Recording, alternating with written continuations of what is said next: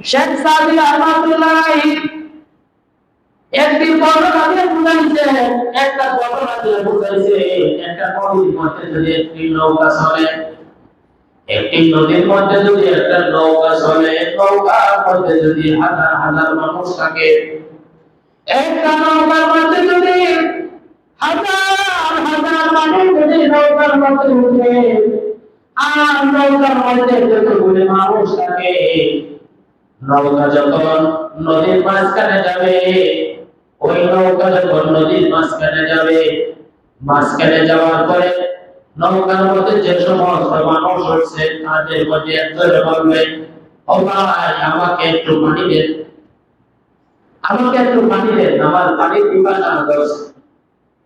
তখন নৌকার সাইডে যে লোক, এই লোক কখনো পানি দেওয়া যেত না। অর্থাৎ পানি যদি না দেন, এই লোক কি বলছে, আমদার বানান দিয়া নৌকার তৈরি সেট করতেছে, ও সাইডে দিয়ে পানি যখন দিতা না, আমার তো পানি নাই দিল, এখন নৌকার তৈরি সেট করা লাগাইছে আমদার বানান দিয়ে। আচ্ছা বলেন তো, নৌকার তলা যদি একজনে সেট করে নদীর মাঝখানে, এই তলা সেট করলে খালি পানি উঠাইব না, পানি উঠে নৌকা ঢুকবো না, নৌকা ঢুকলে কি খালি ইট মুখে বলবো সেট করছে, না যারা আছে সবাই বলবো সব শেষ। শেখ সাদি রহমাতুল্লাহ আলাইহি বলে, যদি পানি দিয়া দিত তাহলে নৌকাও সেট হইতো না, মানুষও মরতো না, নৌকাও ডুবতো না।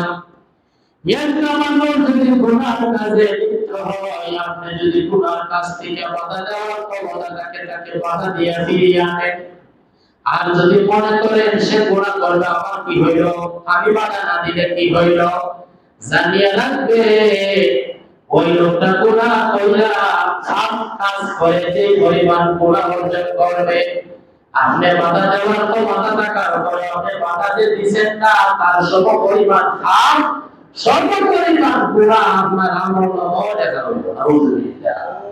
কারণ কেন বাধা দিলেন না, ওই যে নওয়ালার কথা, যদি পানি দিয়া দিত তো ভালো কথা, কিন্তু যদি পানি না দেয়, নৌকার তৈরি সেট করে পানি খাইবার লাগিয়া, এই পানিতে উল্টো নৌকা দিয়া নৌকাতে ডুববো, সেও বলবো আরো সঙ্গে মুখ বাড়বো। এই জন্য একজনে গুনাহ করলে সত্যের সামনে বলে তাকে বাধা দেওয়া, অসৎ কাজে নিষেধ করা। মনে করেন না যে সে গুনাহ করে আমার কি না, না আপনার কোনো আছে আপনি বাধা দেন।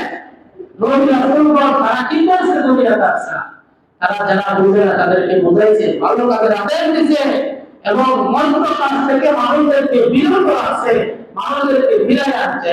এই জন্য আমি আপনার ভালো কাজের আদেশ দিতে হবে, আর মন্দ কাজ থেকে মানুষদেরকে বারণ করতে হবে, মানুষদেরকে বলতে হবে এটা গুনার কাজ, এটা তুমি করিও না, এটা গুনার কাজ, এটা তুমি করিও না।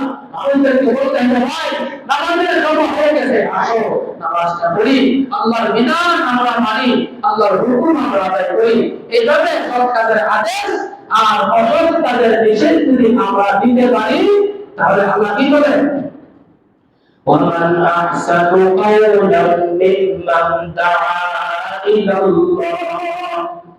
ممن دعا إلى الله وعمل صالحا